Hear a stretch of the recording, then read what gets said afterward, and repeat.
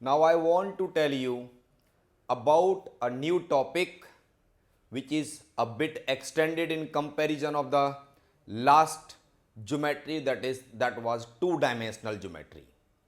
Here I would like to discuss with you few results, introduction to three-dimensional geometry. Actually, if we have a plane like this and two lines perpendicular to each other are drawn, horizontal one is known as x-axis and vertical one is known as y-axis. You know it that two perpendicular lines separates a plane in four identical parts.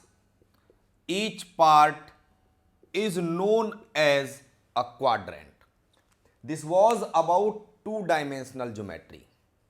But in order to explain you three-dimensional geometry, you need to imagine that if a room, a cube, a cuboid is separated by three planes.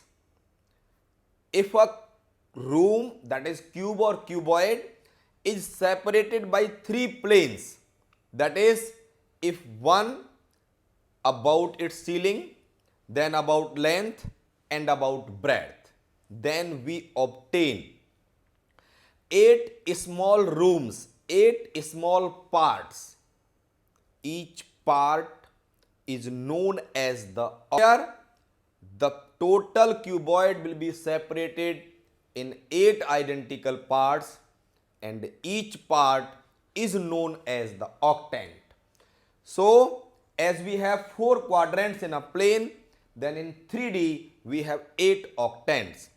In two-dimensional geometry, we have x and y coordinates, but in the three-dimensional geometry, we have 3 coordinates x, y and z.